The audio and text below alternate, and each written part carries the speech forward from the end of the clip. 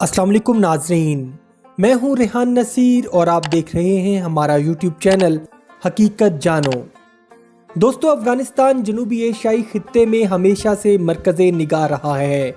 ख़ास तौर पर इस सरजमीन पर दो बड़ी सुपर पावर्स ने हमला किया और दोनों ही यहाँ से हार तस्लीम करके भाग निकली।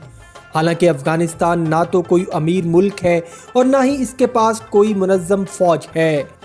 हकीकत में अफगानी कौम एक जंगजू कौम है और चाहे वो 17वीं सदी में अंग्रेज़ों का हमला हो या फिर 21वीं सदी में अमेरिका का हमला, अफगान कौम हमेशा बैरूनी कुव्वतों से टकराई है और उनको सरनिगू करके वापस भेजा है। दोस्तों, जो कोई भी अगर अफगानिस्तान का नाम आपके सामने ले तो आपको तालिबान, शदीद पर्दा और बुरके में मलबूस ख़वातीन, सख्त इस्लामी कवानीन और संगलाख पहाड़ों के अलावा कुछ और जहन में नहीं आता होगा। लेकिन दोस्तों, अफगानिस्तान की तारीख इसके बिल्कुल बरक्स है। अफगानिस्तान भी 20वीं सदी में तरक्की और खुशहाली की तरफ गामजन एक मुल्क था, जहां तरक्की के हर शोबे पर काम जारी व सारी था। ख़वातीन मर्दों के शाना बशाना काम करती थीं। अफ़गानिस्तान की अपनी एक मजबूत एयरफोर्स थी, बाकायदा एक फ़ौजी निज़ाम मौजूद था। हत्ता के कल्चर और रहन सहन में इस कदर आज़ादी थी कि लड़कियां यूनिवर्सिटीज़ में स्कर्ट्स पहन कर जाती थीं।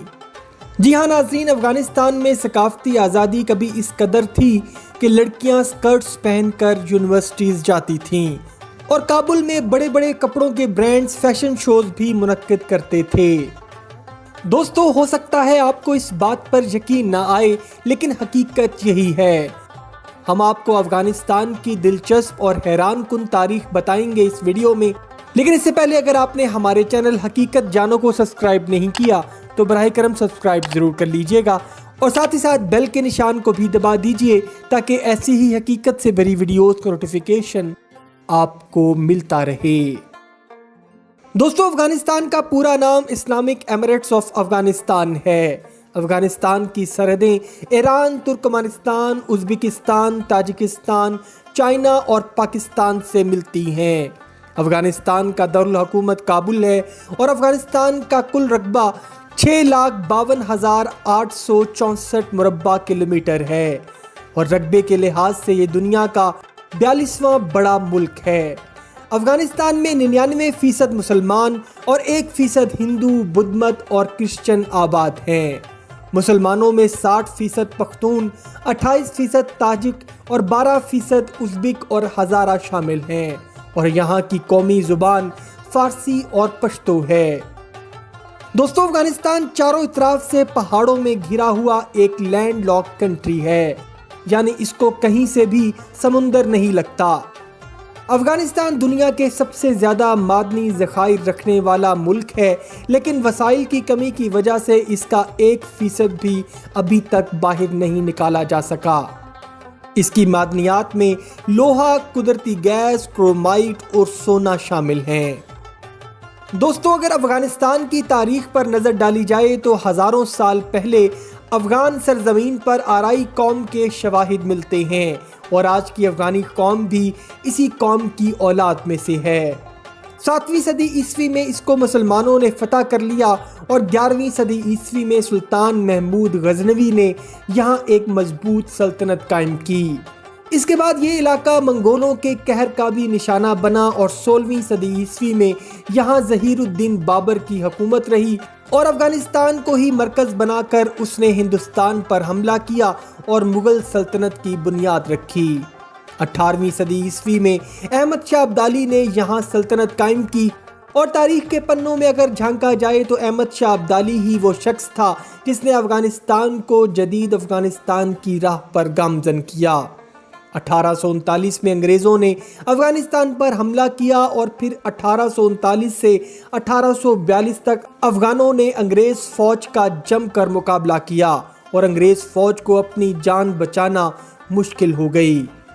1878 में एक बार फिर अंग्रेज़ों ने शिकस्त का बदला लेने के लिए अफ़गानिस्तान पर हमला किया और ये जंग 1878 से 1881 तक लड़ी गई, जिसमें अंग्रेज़ों ने अफ़गानिस्तान के काफ़ी इलाके पर कब्ज़ा कर लिया। तीसरी जंग 1919 में लड़ी गई, جب افغانستان کے بادشاہ امیر حبیب اللہ خان کو قتل کر دیا گیا تو ان کے بیٹے امان اللہ خان تخت نشین ہوئے۔ امان اللہ خان نے اقتدار میں آتے ہی برطانیہ کے قبضہ شدہ علاقے پر حملہ کر دیا، جس کے نتیجے میں افغانی فوجی جنرل نادر شاہ نے برطانوی فوج کو شکست دے کر علاقہ آزاد کروا لیا۔ دوستو، امان اللہ خان کے اقتدار کے دوران افغانستان میں جدید اصلاحات متعارف کروائی گئیں۔ کیونکہ امان اللہ خان مغربی تعلیم سے آشنا تھے، لہٰذا انہوں نے افغانستان میں کافی جدید اصلاحات متعارف کروائیں۔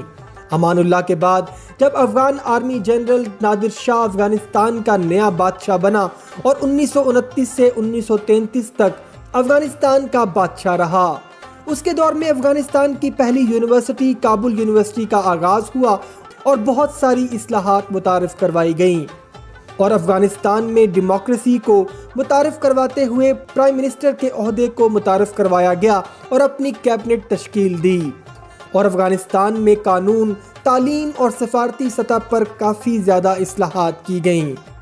1933 میں ایک سازش کے تحت کنگ نادر شاہ کو قتل کر دیا گیا۔ اس کے بعد اس کے بیٹے ظاہر شاہ نے افغانستان کے نئے بادشاہ کے طور پر اقتدار سنبھالا۔ ظاہر شاہ افغانستان کا آخری بادشاہ تھا جس نے 1933 سے 1973 تک افغانستان پر حکومت کی۔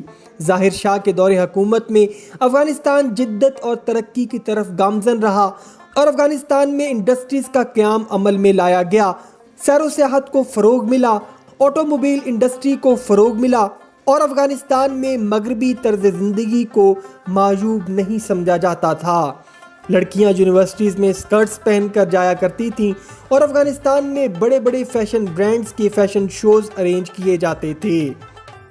دوستو، ظاہر شاہ درانی امپائر کے بعد افغانستان پر سب سے زیادہ عرصہ تک حکومت کرنے والا بادشاہ بنا۔